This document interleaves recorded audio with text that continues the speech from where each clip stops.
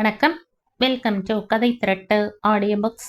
இந்த வீடியோவில் நம்ம என்ன கதை கேட்க போகிறோம்னா, பௌர்ணமி அலைகள் கதையின் 2வது பகுதி. நம்ம சேனலை இதுவரைக்கும் சப்ஸ்கிரைப் பண்ணாதவங்க சப்ஸ்கிரைப் பண்ணுங்க. பக்கத்தில் இருக்கிற பெல் ஐக்கானை கிளிக் பண்ணி ஆல்ங்கிற ஆப்ஷனை ப்ரெஸ் பண்ணுங்க. ஹைப்புங்கிற ஆப்ஷனை கிளிக் பண்ணி இந்த வீடியோவை ஹைப் பண்ணுங்க. வாங்க கதைக்குள்ள போகலாம். கதவை ஒரு முறை லேசாக தட்டிவிட்டு அவள் உள்ளே நுழைந்தாள். அறை காலியாக இருந்தது. ஜன்னல் கதவு திறக்கப்படாமல் கும் என்று இறுக்கமாக இருந்தது. அவள் திரையை நகர்த்தி ஜன்னலை திறந்து விட்டாள். மேஜை மேல் லேசாக தூசு தெரிந்தது. அதை துடைத்து தேதியை சரி செய்து ஒழுங்குபடுத்தி முடிக்கையில் கதவு திறந்தது. நடுத்தர வயதுடைய வாட்ட சாட்டமான ஒருத்தர் உள்ளே நுழைந்தார். நுழைந்த விதத்தில் ஒரு வேகம் தெரிந்தது. அவளை பார்த்து வியப்புடன், "ஓ, ஹலோ" என்றார். அவள் மெல்லிய புன்னகையுடன், "good morning sir, I am Malathi, your PA" என்றாள். அவரது அதரங்களில் சரளமான புன்னகை விரிந்தது. "ஓ, சந்தோஷம். தூசு தட்டு கொண்டிருந்தீர்கள். இத்தனை கவர்ச்சியான பியூனா என்று ஆச்சரியப்பட்டு போனேன்." தன் கூச்சத்தை சமாளித்து கொண்டு அவள் சொன்னாள், "கவர்மெண்ட் ஆபீஸ்களில் பியூனுடைய வேலையும் PAக்கள் தெரிந்து வைத்திருப்பது நல்லது." அவள் கழுத்தை பின்னுக்கு லேசாக சாய்த்து சிரித்த போது பல் வரிசையாக தெரிந்தது. "Good, I like your approach. Your miss Malathi?" "Mrs Malathi Jayaraman." "உங்கள் கணவருக்கும் இங்கேதான் வேலையா?" "அவர் இல்லை, இறந்து 4 வருஷமாகிறது." அவர் தலையை குனிந்து, "ஐ எம் சோ சாரி" என்றார். நாற்காலியில் அமர்ந்து ஃபைல்களை திறந்தபடி, "தமிழ்நாடா?" என்றார். "ஆமாம், பூர்வீகம் தஞ்சாவூர்." அவர் தலை நிமிர்ந்து, "எக்ஸலண்ட்" என்று சிரித்தார். "எனக்கு மாயவரம். நாம் தமிழிலேயே பேசலாமே." அவள் பதில் பேசாமல் புன்னகையுடன் நின்றாள். அவர் ஃபைலை படித்துவிட்டு, "ஓ, இந்த வேலைக்கு நீங்க இன்னைக்குதான் வந்து சேர்ந்திருக்கேளா?" என்றார். "ஆமாம், இதுக்கு முன்னால லைப்ரரியில வேலையா இருந்தேன்." "குட். இங்கிலீஷ் நன்னா தெரிஞ்ச ஆளா வேணும்னேன். வடக்கத்திக்காரர் ஸ்டெனோக்களுக்கு இங்கிலீஷ் கிராமரே தெரியாது. எனக்கு முந்தி இருந்த சேர்மன் கஷ்டப்பட்டது எனக்கு தெரியும், சிநேகிதன் என்கிற முறையில." அவள் பதில் சொல்லாமல் மரியாதையுடன் நின்றாள். அவர் வெகு சீக்கிரம் ஃபைல்களில் ஆழ்ந்து போனார். மளமளவென்று எழுத வேண்டிய கடிதங்களை டிக்டேட் செய்தார். அவள் டைப் அடித்து கொண்டு வந்ததை பார்த்து சிலாகித்து கையெழுத்திட்டார். அந்த நாற்காலியில் உட்கார்ந்து பழக்கப்பட்டவர் போல் அவர் மளமளவென்று அவருக்கு கீழ் இருக்கும் ஆபீசர்களுடன் கலந்து பேசி முடிவுக்கு வந்து ஃபைல்களை நகர்த்தியது அவளுக்கு ஆச்சரியமாக இருந்தது. லஞ்ச் நேரத்திலும் அவர் தொடர்ந்து வேலை செய்வது ஆச்சரியமாக இருந்தது.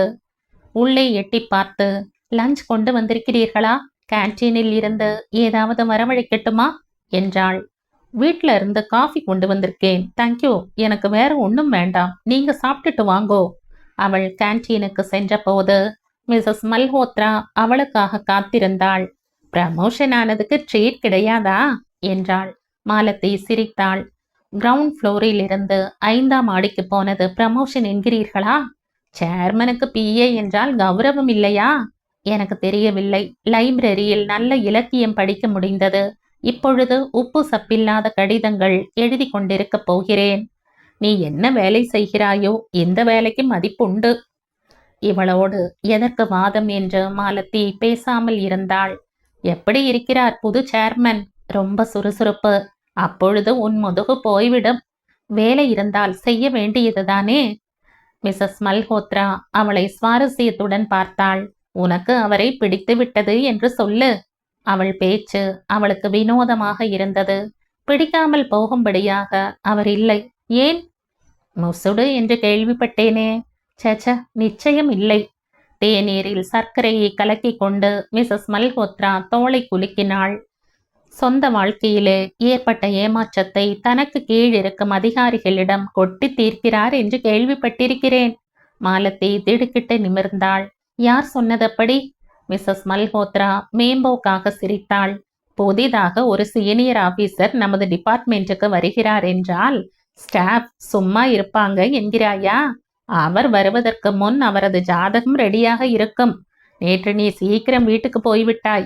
நேற்றே எங்களுக்கு தெரியும் புதிய சேர்மன் வருகிறார் என்று. மதராசி இல்லை?" "ஆமாம், அதனால் தான் மதராசிக்கு மதராசி ஒத்து போகும் என்று உன்னை அவருக்கு பிஏவாக போட்டிருக்கிறார்கள். அவருடைய கோபத்தை பற்றி கேள்விப்பட்டு முந்தைய சேர்மனுக்கு பிஏவாக இருந்த சமன்லால் மாற்றல் வாங்கி கொண்டு போய்விட்டான். யார் சொன்னது அப்படி? அவனேதான் சொன்னான். ஓ என்று அவள் தோளை குலுக்கி சிரித்தாள். அப்படி படுபவர் போல எனக்கு தோன்றவில்லை. அதான் சொன்னேனே, இனம் இனத்தோடு சேரும். அவளுக்கு லேசாக எரிச்சல் ஏற்பட்டது. அந்த மாதிரி வித்தியாசம் பார்ப்பவள் இல்லைதான் மிஸ்ஸஸ் மல்ஹோத்ரா. உன்னை சொல்லவில்லை, அவர் அப்படி இருக்கலாம் ஒல்லியா? அவள் பதில் ஏதும் சொல்லாமல் தேநீருக்கு காசி கொடுத்தாள். அவரை பற்றி எனக்கு தெரியாது, பார்த்த மாத்திரத்தில் சின்ன புத்தி இருப்பதாக தெரியவில்லை என்றாள் மெல்ல. ரொம்ப திறமையுள்ள புத்திசாலிகளுக்கு சராசரி அசமஞ்சத்தை கண்டால் கோபம் வரும், எரிச்சல் ஏற்படும். அது ரொம்ப இயற்கையானது. அதோடு வீட்டு பிரச்சனை வேறு பாவம். அது என்ன என்று இவள் சொல்லாமல் விடமாட்டாள் என்று தோன்றியது. என்ன பிரச்சனை என்று அவள் கேட்பதற்கு அவசியம் இல்லாமலேயே மிஸ்ஸஸ் மல்ஹோத்ரா சொன்னாள். மகாராஷ்டிர பெண்ணை கல்யாணம் செய்து கொண்டவராம். 2 பேருக்கும் ஒத்துக்கொள்ளவில்லை என்று கேள்வி. கோர்ட் வரைக்கும் போயிருக்கிறது விவகாரம். அந்த டென்ஷனில் இருக்கும் மனிதர் சிடுமூஞ்சியாக இல்லாமல் எப்படி இருப்பார்? செய்தி மனசை லேசாக சலனப்படுத்தியது. இவர்களெல்லாம் வேலை மெனக்கெட்டு எப்படி வம்பை திரட்டுகிறார்கள் என்ற ஆச்சரியம் ஏற்பட்டது. நம்மை பற்றியும் என்ன பேசுகிறார்களோ? தன் எரிச்சலை வெளிப்படுத்தி கொள்ளாமல் அவள் சிரித்தபடி எழுந்தாள். அவருடைய சொந்த பிரச்சனைக்கும் எனக்கும் சம்பந்தமில்லை மிஸ்ஸஸ் மல்ஹோத்ரா. வேலையை ஒழுங்காக செய்வது ஒன்றுதான் என் பொறுப்பு. Good, wish you all the best. ஆனால் எந்த ஆணும் உன்னிடம் கோபித்துக் கொள்ள மாட்டான். அவளுக்கு சிரிப்பு வந்தது. ஓ காட், எப்படி சொல்கிறீர்கள்? அப்படி ஒரு வசீகரம் இருக்கிறது உன்னிடம். எனக்கு அதை பற்றி ஒன்றும் தெரியாது. ப்ரொஃபசர் சர்மாவுக்கு உன்மேல் ஒரு பெரிய அன்பு தெரியுமோ? அவள் லேசாக திடுக்கிட்டு அதை மறைக்க மழுப்பலாக சிரித்தாள். ஆபத்தல்லவா அது? நல்ல வேளை 5ஆம் மாடிக்கு மாற்றலாகிவிட்டது. மிஸ்ஸஸ் மல்ஹோத்ரா சிரித்தாள். 5ஆம் மாடியிலும் ஆண்கள் இருக்கிறார்கள். வெறும் இலக்கியம் படிப்பவர்கள் இல்லை. நல்ல வேளை. மிஸ்ஸஸ் மல்ஹோத்ரா மறுபடி சிரிக்க அவள் லிப்டுக்குள் சென்றாள். லிப்டில் 2ஆம் மாடி கவுன்சில் ஆபீஸில் இருக்கும் செக்ஷன் ஆபீசர் பரந்தாமன் இருந்தார். நமஸ்காரம் என்று பெரிதாக புன்னகைத்தார். புது போஸ்டிங்கா இன்னிலிருந்து? எப்படி இப்படி எல்லோருக்கும் இத்தனை சீக்கிரம் விஷயம் தெரிந்து போகிறது என்று ஆச்சரியம் ஏற்பட்டது. ஆமாம். நல்லது. உங்களுக்கு லைப்ரரியில இருக்கிற இடம் தெரியாம உங்க திறமையை வெளிப்படுத்த வாய்ப்பும் இல்லாம இருந்ததுக்கு இந்த போஸ்ட் நல்லது. அவள் சிரித்தாள். எனக்கு எல்லா வேலையும் ஒண்ணுதான். நன்னா இருக்கே. சேர்மனுடைய பிஏனா எத்தனை பவர்ஃபுல் போஸ்ட் உங்களுக்கு கிடைச்சிருக்கேன்னு எத்தனை பேருக்கு வைத்தெரிச்சல் தெரியுமோ? அவருக்கு பதில் சொல்வதற்குள் 2ஆம் மாடி வந்து அவர் வெளியேறினார். தன்னுடைய புதிய வேலையை பற்றி இத்தனை பேச்சும் விவாதமும் இருப்பது வேடிக்கையாக இருந்தது. இன்று காலை 10 மணி வரை தனக்கு இந்த வேலையை பற்றி தெரியாது என்றால் எல்லோரும் நம்பக்கூட மாட்டார்கள் என்று தோன்றியது. அவள் தன் அறையை அடைந்த போது லஞ்ச் டைம் முடிந்து 5 நிமிஷங்கள் ஆகியிருந்தன. தான் வந்துவிட்டதை நேரிலேயே தெரிவிக்கலாம் என்ற எண்ணத்துடன் அவள் அவருடைய அறை கதவுக்கு சென்றாள். கதவை தட்டப் போகையில் உள்ளே பலத்த குரலில் அவர் கத்துவது கேட்டது. ஆபீஸில் நுழைந்த அன்றே யாரை பார்த்து கத்துகிறார் என்று அவளுக்கு பயம் ஏற்பட்டது. I don't care, I can't stand no nonsense. படபடவென்று அவர் மேலே பொறிந்து தள்ளி சடார் என்று ரிசீவரை கீழே வைக்கும் ஓசை கேட்டதும் அவள் சப்தம் இல்லாமல் தன் இருப்பிடத்துக்கு சென்றாள். காரணம் புரியாமல் அவர் மேல் ஒரு அனுதாபம் ஏற்படுவது ஆச்சரியமாக இருந்தது. இனம் இனத்தோடு சேரும். அதற்கு அந்த காரணம் நிச்சயம் இல்லை என்று அவள் தனக்குள் சொல்லிக் கொண்டாள். சுறுசுறுப்பும் புத்திசாலித்தனமும் பளிச்சிட்டு அந்த முகத்தில் கண்டிப்பாக சின்னத்தனமோ அகம்பாவமோ இல்லை. அதுதான் நமது அனுதாபத்துக்கு காரணம். அரை மணி கழித்து டெலிஃபோன் ஒலித்தது. சேர்மனுடைய direct telephone. Malathi? Yes sir. வந்தவுடன் ரிப்போர்ட் செய்வதற்கு என்ன? மத்தியான அரட்டைக்கெல்லாம் என் ஆபீஸில் இடமில்லை. உடனே வாருங்கள். Yes sir. லேசாக முகம் சிவக்க அவள் விரைந்தாள். கதவை ஒரு முறை மெல்ல தட்டிவிட்டு அவள் உள்ளே சென்றாள். வைத்தீஸ்வரன் கன்னத்தில் கையை வைத்துக்கொண்டு வெகு தீவிரத்துடன் மேஜை மேல் இருந்த பேப்பர் வெயிட்டை பார்த்து கொண்டிருந்தார். பார்வையில் அசாத்திய கோபம் தெரிந்தது. முசுடு என்று கேள்விப்பட்டேனே என்று மிஸ்ஸஸ் மல்ஹோத்ரா சொன்னது அவளுக்கு நினைவு வந்தது. இது சுபாவா முசட்டுத்தனம் இல்லை என்று தோன்றிற்று. காரண காரியத்துக்குட்பட்ட நியாயமான கோபமாக இருக்க வேண்டும். சற்று முன் அவளிடம் விவஸ்தை இல்லாமல் அவர் கத்தினது அதற்கு தேவைப்பட்ட ஒரு வடிகால். அவரது கவனத்தை கவர்வதற்காக அவர் எதிரில் அவள் நின்றாள்.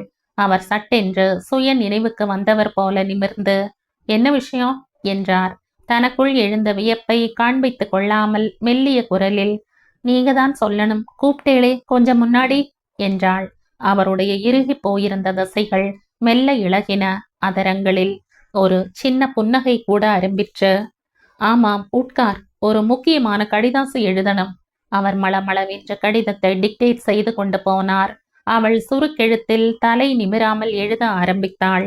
அதைத் தொடர்ந்து 4-5 கடிதங்களை முடித்து உடனடியாக ஒரு ஃபைலை பிரித்து அவளை பார்க்காமலேயே, இதையெல்லாம் டைப் அடிச்சு கொண்டு வா சீக்கிரமா, நான் கையெழுத்து போட்டுட்டு ஒரு காரியமா வெளியில போகணும் என்றார். ஓகே என்றபடி அவள் விரைந்தாள். சற்று முன் அவளிடம் கோபமாக பேசினதை பற்றின நினைவு அவருக்கு இல்லவே இல்லை என்று உணர்கையில் அவளுக்கு வேடிக்கையாக இருந்தது.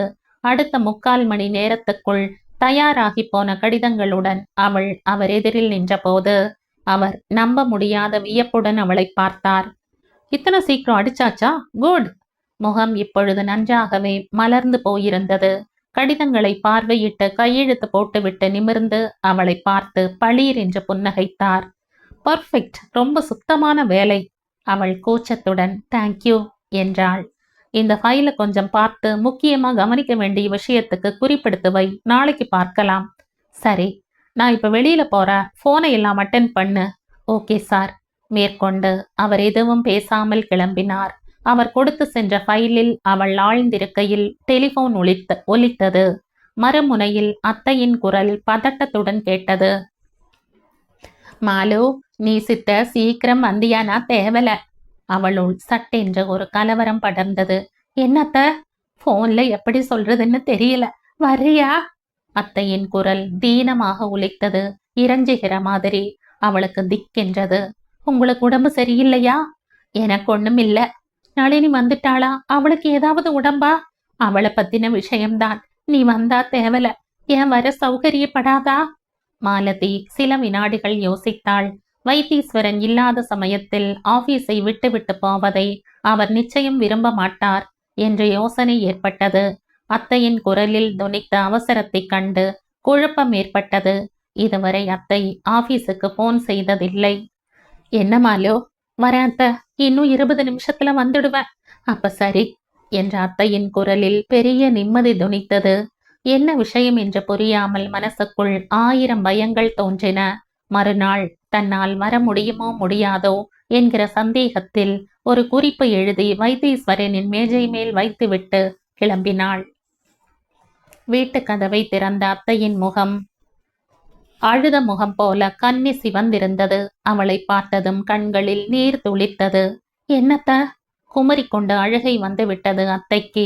அவளுடைய நிலையை பார்த்து மாலு பீதியுடன் அவளது தோளை குலுக்கி கேட்டாள். என்னாச்சத்த? நளினிக்கு என்னாச்சு? எங்கவா? உள்ள படுத்துன்னு இருக்கா. இப்பதான் கண்ணை மூடின்னு இருக்கா. நீ இப்ப போகாத. என்ன நடந்தது சொல்லுங்களேன். அத்தை தன்னை ஒரு வழியாக சமாளித்து கொண்டு சொன்னாள். தினமும் போல நளினி 1 மணிக்கு வீட்டுக்கு வந்து சேரல. 1:30 மணி ஆச்சு, 2 மணி ஆச்சு. எனக்கு கவலையா போச்சு. அடுத்த தெருவுல தீபிகான்னு ஒரு பெங்காலி பொண்ணு, இவ ஸ்கூலுக்கு போறாளே, அந்த ஞாபகத்துல அவ வீட்டுக்கு போய் அரைகுறை ஹிந்தியில விசாரிச்ச. தீபிகாவுடைய அம்மா ஆச்சரியப்பட்டா. தீபிகா அப்பவே வந்துட்டாளேன்னா. பஸ் ஸ்டாண்டுல நளினி இறங்கினாளேன்னுது அந்த பொண்ணும். எனக்கு என்ன செய்யறதுன்னு தெரியல. அதே ஸ்கூலுக்கு போற இந்த தெரு பொண்களாத்துக்கெல்லாம் போய் விசாரிச்ச. அதே தகவலைத்தான் எல்லாரும் சொன்னா. இன்னும் ஒரு 1/2 மணி நேரம் பார்த்துட்டு அப்புறம் உனக்கு டெலிஃபோன் பண்ணலாம்னு நினைச்சேன். ஏதாவது ஒரு சிநேகிதி வீட்டுக்கு இது பாட்டுக்கு போய் உட்கார்ந்துருக்கலாம் என்கிற நம்பிக்கையில வாசப்படியிலேயே தெருக்கொடியை பார்த்தபடி உட்கார்ந்திருந்த. திடீர்னு தெருக்கொடியிலிருந்து நளினி அழுதுண்டு வரது தெரிஞ்சது. ஒரு மோட்டார் சைக்கிள் சரையல்னு கோடியிலேருந்து கிளம்பினது எனக்கு ஞாபகம் வந்தது. மாலதிக்கு மார்பு படபடவென்று அடித்து கொண்டது. பொறுமை இல்லாமல் ஆத்திரம் கட்டுக்கடங்காமல் அத்தை சொன்ன விஷயத்தை கிரகிக்க முயன்றாள். நளினி இருந்த நிலையை பார்த்து பதறி போயிட்ட மாலு. எப்படி இருந்தா? பூதமாய் எழும்பிய பயத்தில் மாலதியின் குரல் லேசாக நடுங்கிற்று. அத்தையின் கண்களில் வெறும் துக்கம் தெரியவில்லை, மிக ஆழமான சோகம் தெரிந்தது. ட்ரெஸ்லையும் தலைமயிர்லையும் ஒரே மண்ணும் புல்லும், கன்னமும் கையும் காலும் கண்ணி கீரல் விழுந்து கொதறின மாதிரி. வேண்டாம், சொல்லாதீங்கோ. மாலதியின் விழிகள் பிதுங்கின. யாராம்? எப்படி? எங்க அழைச்சுண்டு போனாளாம்? அது ஒரேடியா பயந்து போயிருக்கு. ஒண்ணுமே சொல்ல தெரியல. ஸ்கூல் பஸ்ல இருந்து இறங்கி வீட்டுக்கு வரச்ச யாரோ 2 பேர் மோட்டார் சைக்கிள்ல வந்து இத விஸ்குன்னு தூக்கிண்டு எங்கேயோ போனாளாம். கத்த முடியாம வாயை பொத்தினாளாம். எங்கேயோ அழிச்சுண்டு போய் என்னென்னமோ பண்ணாங்கிறது. மேல மேல கேட்டா அதிகமா அரண்டு போகுமேன்னு எனக்கு பயம். இந்த மாதிரி அக்கிரமத்துக்கு அப்புறம் கொலையே செஞ்சிடுவான்னு கேள்விப்பட்டிருக்கேன். தெய்வாதீனமா கொண்டு விட்டுட்டு போயிருக்கானுகள். இந்த மட்டும். மாலதிக்கு உடம்பெல்லாம் கொதித்தது. இதயம் விண்டு விடும் போல் அடித்து கொண்டது. அவளுக்கு அவனுகளை அடையாளம் சொல்ல தெரியுமா? மீசை இருந்ததுங்கிறா, மத்தபடி ஒன்றும் தெரியல. பயமா இருக்குன்னு அழறது. வெந்நீரை போட்டு உடம்ப தொடச்சு விட்டு வேற உடுத்தின. கட்டாயப்படுத்தி ரசஞ்சாதத்தை ஊட்டி விட்ட. உடம்பு வலிக்கு ஒரு மாத்திரையை கொடுத்து தூங்க பண்ண. அதுக்கப்புறம் தான் திடீர்னு எனக்கு தாங்கல. நீ வந்துட்டா தேவலைன்னு தோணி பக்கத்தாத்துக்கு ஓடிப்போய் ஃபோன் பண்ண. நம்ப முடியாத திகைப்புடன் மாலதி படுக்கை அறைக்கு சென்றாள். கம்பளிக்கு மேல் தெரிந்த நளினியின் முகத்தில் இன்று அதிகமாக பால் வடிந்தது. நிராதரவாக பலவீனமாக தெரிந்தது. மாலதிக்கு கண்களில் நீர் நிறைந்தது. கட்டுக்கடங்காமல் ஆத்திரம் பொங்கிற்று. இவள் குழந்தை, பச்சை குழந்தை. குழந்தைக்கு தீங்கிழைக்கும் அளவுக்கு மிருகமாகி போன ஜென்மங்கள் இருக்கிறார்கள். எப்படிப்பட்ட கயவர்களாக இருக்க வேண்டும் அவர்கள்? நினைக்க நினைக்க அவளுள் பீதி படர்ந்தது. பாதுகாப்பே இல்லாத இந்த சமூகத்தில் நான் என்ன செய்ய போகிறேன்? இவளை எப்படி வளர்க்கப் போகிறேன்? இந்த விபத்து இவளுள் ஏற்படுத்த போகும் சாயைகளிலிருந்து அவளை எப்படி மீட்கப் போகிறேன்? இன்றைய அதிர்ச்சியின் பாதிப்பை இவள் ஆயுசுக்கும் சுமக்கப் போகிறாள். அதை இந்த பிஞ்சு எப்படி தாங்கப் போகிறது? நளினி அயர்ந்த நித்திரையில் இருந்தாள். மாலதி சப்தம் இல்லாமல் வெளியில் வந்தாள். கூடத்தில் அமர்ந்திருந்த அத்தை இன்னமும் அழுது கொண்டிருந்தாள். அவளை பார்த்ததும், என்ன ஜாதகம் டி உனக்கு? இப்படியா விடாம சோதனை மேல சோதனையா வரும் என்று புலம்பினாள். எனக்கு மனசு ரொம்ப கெட்டின்னு நினைச்சுப்ப. இன்னைக்கு ஆடி போயிட்ட. என்ன அக்கிரமம் பிடிச்ச ஊர் இது. மாலு, நம்ம ஊர்ல இந்த மாதிரி எல்லாம் கேள்விப்பட்டதே இல்லை. போலீஸ்க்கு சொல்லணும் அத்தை. அத்தை திடுக்கிட்டவள் போல் அவளை பார்த்தாள். போலீஸ் வேண்டாம், ஒண்ணும் வேண்டாம். குழந்தை நம்ம கிட்ட வந்து சேர்ந்ததே பெருசுன்னு பேசாம இரு. சும்மா வேண்டாத விளம்பரமா போகும். பெண் குழந்தை, அதோட எதிர்காலமே பாழா போயிடும். அப்புறம் நாம மறக்க பார்த்தாலும் ஊர் நம்ம மறக்க விடாது. அந்த போகிரிகளை சும்மா விட்டா அவ தொடர்ந்து அக்கிரமம் பண்ண மாட்டாளா? இந்த பொண்ணுக்கு எதுவும் சொல்ல தெரியல. எந்த ஆதாரத்தை வச்சு போலீஸ் அவளை பிடிக்க போறா? சும்மா உன்னத்தான் அல கழிப்பா. குழந்தையையும் கேள்வி கேட்டு புண்ண கிளறி விட்டுண்டே இருப்பா. நமக்கு ஒன்னும் லாபமா இருக்காது. மறுபடியும் அந்த போக்கிரிகள் நளினியை தொந்தரவு பண்ண மாட்டான்கள்னு என்ன நிச்சயம்? அதுக்கு யார் இடம் கொடுக்க போறா? நான் இன்னைக்கு தீர்மானம் பண்ணியாச்சு. நான் நளினியை தஞ்சாவூருக்கு அழிச்சுண்டு போயிடுறேன். உனக்கு வேலையை விட முடியாதுன்னா நீ இங்கேயே இரு. வேலை செய்யற பொம்மநாட்டிகளுக்கு இங்க ஹாஸ்டல் இருக்காமே, அங்க இருந்துக்கலாம். பாதுகாப்பா இருக்கும். அத்தையின் குரலில் கண்டிப்பு தெரிந்தது. வார்த்தைகளில் தீர்மானம் பளிச்சிட்டது. அத்தை அவளது எண்ணத்தை செயல்படுத்தினால் தன்னுடைய வாழ்வில் அது ஒரு மிகப்பெரிய திருப்பமாக இருக்கும் என்கிற கவலை அவளுள் எழுந்தது. பஸ் ஸ்டாப்பை நோக்கி வேக நடை போடுகையில் எதிர்த்த வரிசையில் சாவித்ரி பந்துலுவும் விமலா சர்மாவும் சுவாரஸ்யமாக ஏதோ பேசிக் கொண்டிருப்பது தெரிந்தது. கையையும் கண்ணையும் அசைத்து அசைத்து பேசுவதிலிருந்து ஏதோ கனமான விஷயமாக இருக்க வேண்டும் என்று தோன்றியது. அவளை பார்த்தவுடன் சற்று குரலை தாழ்த்தினாற் போல மாலதிக்கு பிரம்மை ஏற்பட்டது. நம்மை பற்றிய விஷயமாக இருக்குமோ? நளினிக்கு நேர்ந்த விபத்தை தெரிந்து கொண்டிருப்பார்களோ? விஷயத்தை பிரபலப்படுத்தக் கூடாது என்று அத்தை ரொம்ப கண்டிப்பாக இருந்தாள். அத்தையின் போக்கு ரொம்ப பிற்போக்கு என்று தோன்றியது. இந்த சாவித்திரியும் விமலாவும் பெண்களை பெற்றவர்கள். குழந்தை என்று நினைக்கும் பெண்ணுக்கும் ஏற்படக்கூடிய விபத்தை பற்றி இவர்களுக்கு தெரிவது நல்லதில்லையா? ஜாக்கிரதையாக இருக்க மாட்டார்களா? கண்களில் நீர் நிரம்பி வழியை மறைத்தது. அதை அவசரமாக விழுங்கிக் கொண்டு அவள் காத்திருந்த பஸ்ஸில் ஏறினாள். அப்பா இருக்கும் வரை இதை பற்றிய யோசனையே இல்லாமல் இந்த மாதிரி விஷயங்களை பற்றி பேப்பரில் எப்பொழுதாவது படிக்கும்போது இப்படி கூட குரூரம் நடக்குமா என்கிற வியப்பு மட்டுமே மனசில் படிய, அப்பாவிடம் அதை பற்றி விவாதிக்க கூட கூச்சப்பட்டு கொண்டு காலம் கழிந்து விட்டது.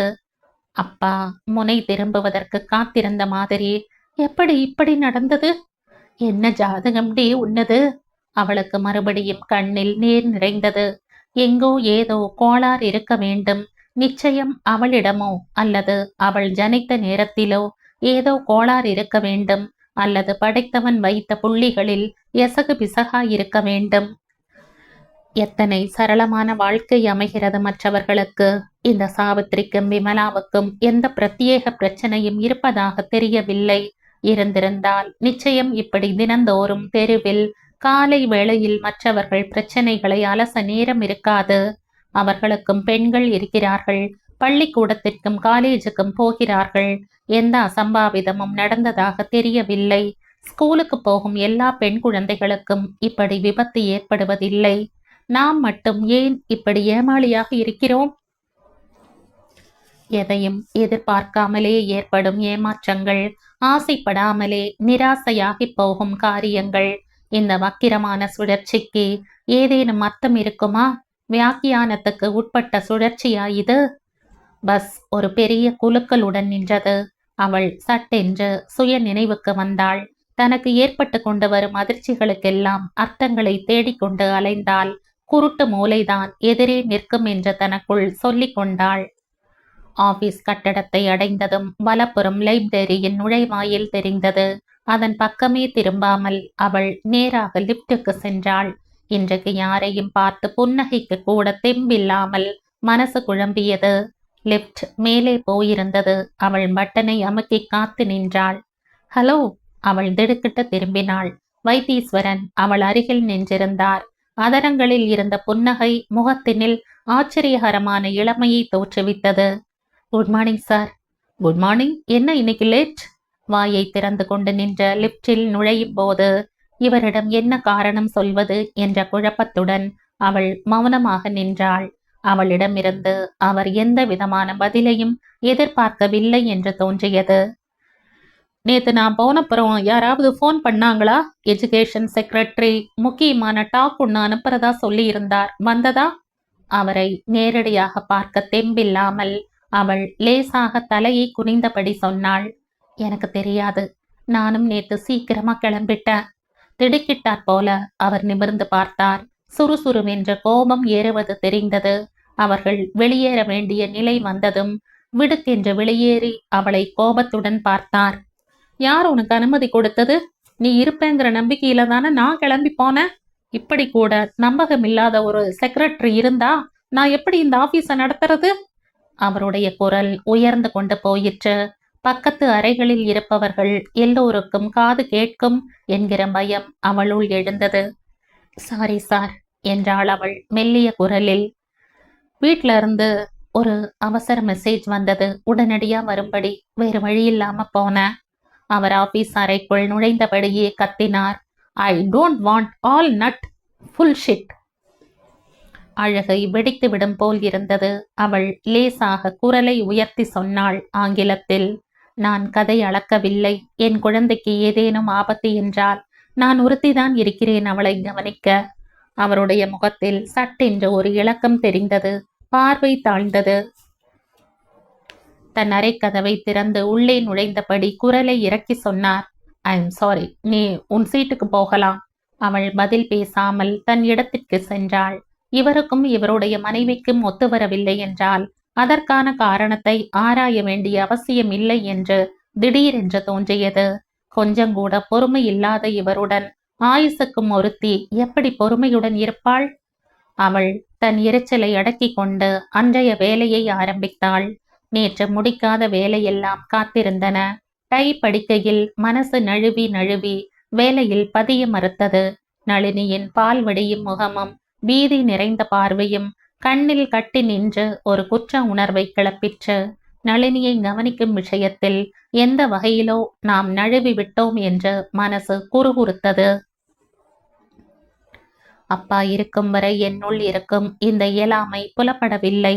ஒரு தாயாருக்கு சுபாபீகமாக மகளிடம் இருக்க வேண்டிய கரிசனம் எனக்கு எப்பொழுதும் இல்லாமல் இருந்திருக்க வேண்டும். அவளை பார்க்கும் போதெல்லாம் ஜெயராமனின் நினைவு ஏற்படுவது இந்த விட்டேற்றித்தனத்திற்கு காரணமாக இருக்க வேண்டும். இந்த என்னுடைய அசட்டைதான் நேற்று நடந்த விபத்துக்கு காரணம். இல்லாவிட்டால் நான் முன்னெச்சரிக்கையாக இருந்திருப்பேன். நளினியே இதை உணர்ந்திருக்க வேண்டும் என்று அவள் நினைத்து கொண்டாள். இரவு முழுவதும் நளினி விழித்து கொள்ளாவிட்டாலும் தூக்கத்தில் அழுதாள், பயந்தாள், பிதற்றினாள். எனக்கு பயமா இருக்கு, நான் பாட்டியோட ஊருக்கு போயிடுறேன். உள் மனத்து பயங்கள் இவை. அவள் மீது குழந்தைக்கு ஏற்பட்டு போன நம்பிக்கையில்லா தீர்மானங்கள் இவை. இல்லாவிட்டால் ஒரு சராசரி பெண் குழந்தை பயம் என்றால் என்னை விட்டு போகாதே என்றல்லவா தாயை பிடித்து கொள்ளும். இதற்கெல்லாம் நான் தான் காரணம். அவள் மீது வைக்க வேண்டிய அளவு பாசத்தை நான் வைக்காததுதான் காரணம். இன்று காலையில் கண் விழித்ததுமே நான் ஸ்கூலுக்கு போக மாட்டேன் என்றாள் நளினி க்ஷீணித்து போன குரலில். முந்தைய நாள் நிகழ்ச்சியை பற்றிய விவரத்தை கேட்பதா வேண்டாமா என்று குழப்பமாக இருந்தது. அடிபட்ட பட்சி மாதிரி இருக்கும் அந்த மென்மையான முகத்தை அவள் மெல்ல வருடினாள். வேண்டாம் கண்ணு, உடம்பு முடியலன்னா ரெஸ்ட் எடுத்துக்கோ, 2 நாள் கழிச்சு போகலாம். நளினியின் பார்வையில் பீதி தெரிந்தது. ஒரு தீவிரமான பிடிவாதத்துடன் வார்த்தைகள் வந்தன. 2 நாள் கழிச்சு போக மாட்டேன். ஏன்னா ரொம்ப கெட்டவா இருக்கா இங்க, என்ன புடிச்சுண்டு போயிடுவா. போயி விழிகள் அலை பாய்ந்தன. கம்பளியின் விளிம்பில் தெரிந்த சிறிய விரல்கள் லேசாக நடுங்கின. என்ன காயப்படுத்துவா, கொன்னுடுவா. நான் போக மாட்டேன். ரஞ்சனாவுடைய அம்மா பஸ் ஸ்டாப்புக்கு வரா, பத்மினியுடைய அம்மா வரா. எனக்கு நீ வருவியா? வார்த்தைகளில் சீற்றமும் துக்கமும் வெடித்தது. பாட்டி அனுப்புறேன் கண்ணு, இத்தனை நாளும் அனுப்பாதது தப்புதான். இனிமே வேண்டாம், பாட்டி ஊருக்கு போயிடுவா, அப்புறம் என்னை யார் பார்த்துப்பா? குரலில் இருந்த குற்றச்சாட்டு அடி வயிற்றை சங்கடப்படுத்தியது. வேலைக்காரி யாரையாவது ஏற்பாடு பண்ணுவேன் கண்ணு. வேண்டாம். நளினி ஓசைப்படாமல் குப்புறப்படுத்து கொண்டு விசும்பி விசும்பி அழ ஆரம்பித்ததும் மனசில் ஏற்பட்ட கலக்கத்தை காண்பிக்காமல் அவள் இதமாக வருடினாள். அழாத நளினி, நீ இப்ப ஸ்கூலுக்கு போக வேண்டாம். அறையை விட்டு வெளியே வரும்போது நெஞ்சில் பெரிய பாரம் அமர்ந்து விட்டாற் போல கனத்தது. இந்த குழந்தையை நாம் எப்படி சமாளிக்கப் போகிறோம்? நேற்றைய நிகழ்ச்சியின் வடு ஆயுசுக்கும் நின்று போகுமோ? நளினிய நான் டாக்டர் கிட்ட அழிச்சுட்டு போறேன் அத்தை. அப்பொழுதுதான் பூஜையை முடித்து கொண்டு வந்திருந்த அத்தையின் முகம் தூய்மையாக தெரிந்தது. லேசான சோகம் இழை ஓடிற்று. யாராவது தெரிஞ்ச லேடி டாக்டர் இருந்தான்னா 2ஆம் பேர் அறியாம பார்க்க சொல்லு, வீட்டுக்கே வந்து. மற்றபடி குழந்தை மனசுல இருக்கிற பயத்தை நாம மெல்ல மெல்ல சரி பண்ணிடலாம்.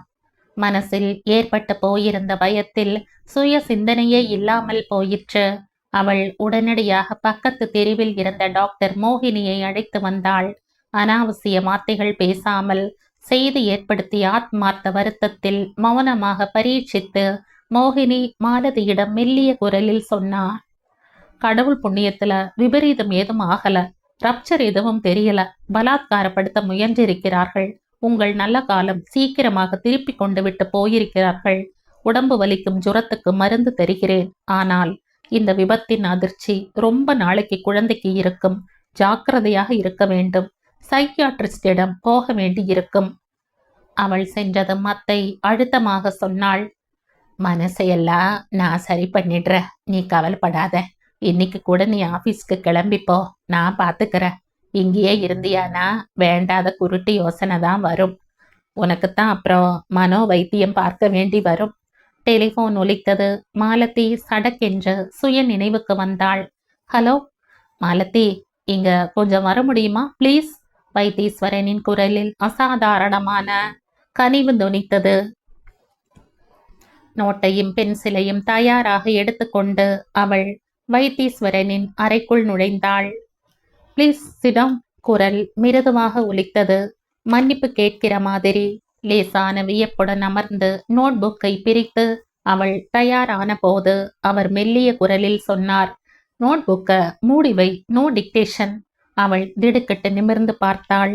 அவருடைய அதரங்களில் ஒரு மெல்லிய புன்னகை இடை ஓடிற்று. கண்களில் இதுவரை யாரிடமுமே அவள் பார்த்திராத கனிவு பளிச்சிட்டது. ஐம் சாரி, உங்ககிட்ட நான் அப்படி கோபமா பேசி இருக்க கூடாது. ரொம்ப அவசியமா இருந்தால் ஒழிய நீ நேத்து கிளம்பி போயிருக்க மாட்டேன்னு எனக்கு புரியறது. இப்ப சொல்லு, உன் பொண்ணுக்கு என்ன ஆச்சு நேத்து? அவள் மெல்லிய திகைப்புடன் அவரை பார்த்தாள். இத்தனை சீனியர் ஆபீசர் தன்னுடைய உதவியாளரிடம் மன்னிப்பு கேட்பது இந்த அலுவலக சரித்திரத்தில் அவள் கேள்விப்படாதது. என்னால ஏதாவது உதவி பண்ண முடியும்னா செய்யறேன். என்ன உடம்பு உன் பொண்ணுக்கு? இங்க இருக்கிற பெரிய கவர்மெண்ட் ஆஸ்பத்திரியில எனக்கு தெரிஞ்ச டாக்டர்ஸ் இருக்கிறாங்க. வார்த்தைகளில் நிஜமான கரிசனம் துணித்தது. சற்று முன் நடு வராந்தாவில் யோசனை இல்லாமல் கத்தினதற்கு முழுசாக பிராயச்சித்தம் தேடும் வேகம் தெரிந்தது. காய்ந்த மண்ணில் பட்ட ஈரம் போல அவளுள் சட்டென்று ஒரு நெகிழ்ச்சி ஏற்பட்டது. ஆஸ்பத்திரிக்கு அழைச்சுண்டு போகும்படியா இருக்காதுன்னு நினைக்கிறேன் என்றாள் மெல்ல. என்ன ஆச்சு? வீட்டுல யாரும் இல்லையா துணைக்கு? இப்போதைக்கு என் அத்தை இருக்கா. உங்ககிட்ட எப்படி சொல்றதுன்னு எனக்கு புரியல. உன்னை நான் வற்புறுத்தல மாலத்தி. சொல்லலாம்னா சொல்லு, என்னால முடிஞ்ச உதவி செய்யற. நான் உன்னுடைய பாஸ் என்கிற கூச்சம் உனக்கு இருக்க கூடாது. அவருடைய குரலிலோ வார்த்தையிலோ பார்வையிலோ ஏதோ இருந்தது. சாதாரணமாக திறக்கவே தயங்கும் மனக்கதவு மெல்ல திறந்தது. தன்னை கட்டுப்படுத்திக் கொள்ள இயலாதவள் போல் அவள் நேற்றிலிருந்து பாரமாய் அழுத்திய பளுவை இறக்க ஆரம்பித்தாள். அவள் முடித்த போது துக்கத்திலும் அவமானத்திலும் கன்னங்கள் சிவந்து நெற்றி பொட்டும் மேலுதடும் வியர்த்திருந்தன. கண்களில் நீர் திரையிட்டிருந்தது. ஓ காட் என்றார் அவர் அதிர்ச்சியுடன். That is terrible. I am so sorry Malathi. உங்க அத்தை சொல்வது சரின்னு தோன்றது.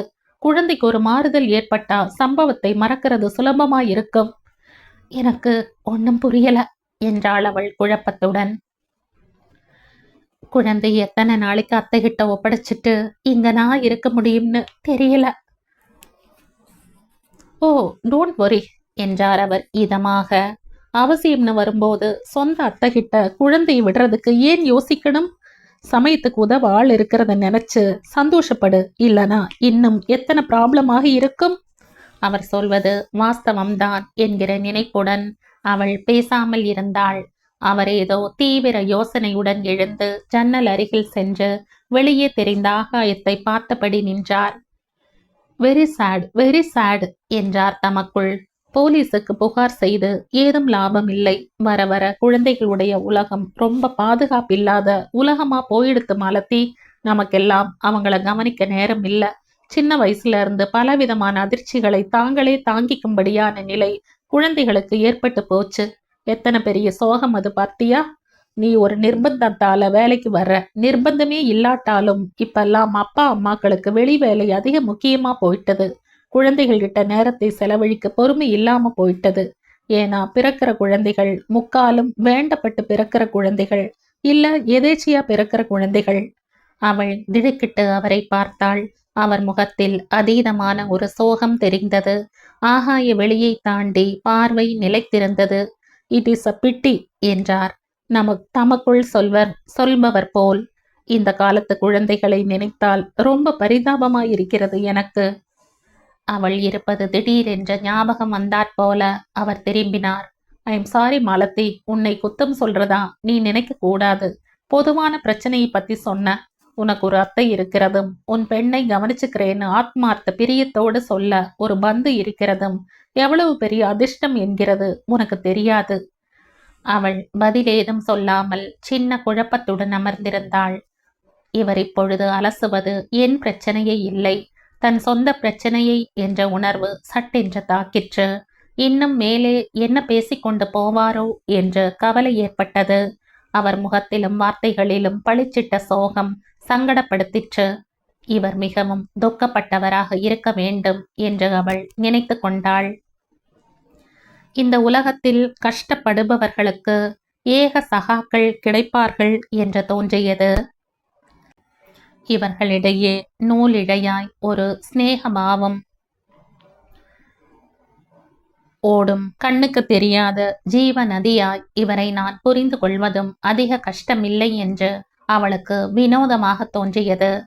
நேத்து நடந்த விஷயத்தை பத்தி அதிகமா கவலைப்படாத என்றார் அவர் தொடர்ந்து இதமாக. உன் அத்தையோடு குழந்தையை ஊருக்கு அனுப்பு, எல்லாம் ஒரு கெட்ட சொப்பனம் போல மறந்து போகும். அவள் சற்றும் எதிர்பாராமல் அவள் அருகில் வந்து அவளது தோளை தட்டினார், சமாதானப்படுத்துவது போல. ஓகே, இப்ப வேலையை பார்ப்போமா? அவள் லேசாகி போன மனசுடன் மெல்லிய புன்னகையுடன் டிக்டேஷன் எடுத்துக்கொள்ள தயாரானாள்.